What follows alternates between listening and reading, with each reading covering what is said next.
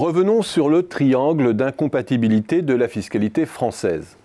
Ce triangle, c'est l'impossibilité de conjuguer 1. L'efficacité, c'est-à-dire des incitations favorables à l'investissement, 2. L'équité, c'est-à-dire un niveau d'assurance et une redistribution corrigeant les inégalités primaires et les aléas de parcours, et 3. La soutenabilité financière globale de notre système social, à quoi il faudrait ajouter la soutenabilité environnementale.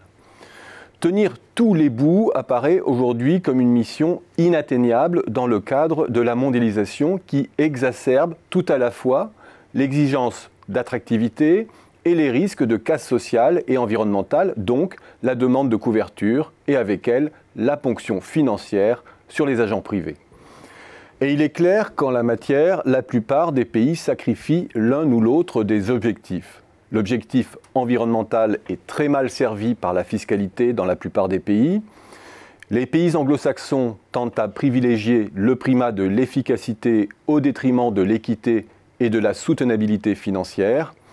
Les pays d'Europe continentale, avec de fortes variantes d'un pays à l'autre, s'accrochent à l'objectif d'équité et de soutenabilité financière au détriment de l'efficacité. Mais au fond, chacun produit une cote mal taillée, faite de demi-compromis. Clairement, trop d'objectifs sont affectés au même instrument. Conjuguer 2 à 2 les finalités assignées à la fiscalité, on sait faire, même dans le cadre de la mondialisation. Les pays du Nord, notamment, restent la référence dans l'art de financer des systèmes de protection sociale coûteux et à fort pouvoir correcteur sur les inégalités, d'un côté, et la soutenabilité financière de l'autre. Cela ne se fait pas sans renoncement, sans douleur, mais c'est un résultat établi depuis longtemps. Il n'y a pas opposition réelle entre les deux objectifs. Le déficit structurel et la dette d'un pays ne sont pas corrélés au niveau des dépenses. Les pays du Nord font même figure de référence en la matière. Et l'on sait aussi que l'équité est la condition de l'acceptation de l'impôt. A contrario, ce sont les pays qui avaient le moins bien couvert et provisionné les risques sociaux et financiers en 2008 qui sont partis dans le décor en matière d'endettement public. Tout se paye un jour. Conjuguer efficacité, équité et haut niveau de dépenses et d'impôts, c'est possible aussi. Voilà longtemps que les économistes surlignent la compatibilité entre l'innovation, la formation et la sécurisation des personnes.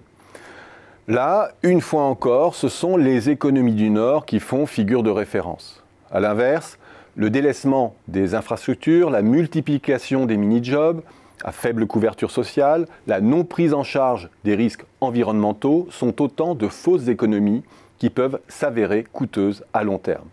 Et à travers ces éléments, il apparaît immédiatement que la bonne prise en compte des horizons de temps, la bonne articulation entre les objectifs de court, moyen et long terme et la stabilité du cadre fiscal sont les meilleurs alliés pour résoudre le triangle de compatibilité.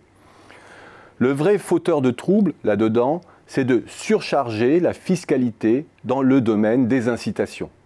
Derrière cela, il y a l'idée que les signaux prix seraient les meilleurs instruments pour orienter les décisions privées. Réduire les émissions, c'est surtaxer les produits carbonés. Développer le travail peu qualifié, c'est sous-imposer le travail au niveau des bas salaires. Attirer ou maintenir les fortunes sur le territoire, c'est multiplier les niches et les exemptions sur les plus riches, etc. Là commence le grand bazar, pour plusieurs raisons. 1. On connaît très mal la réponse des comportements aux signaux prix. C'est un domaine de forte incertitude de la science économique et il faut souvent des signaux d'une ampleur telle qu'ils sont socialement inacceptables, voire souvent incompatibles avec les enjeux de soutenabilité financière, tant la base fiscale se transforme en gruyère.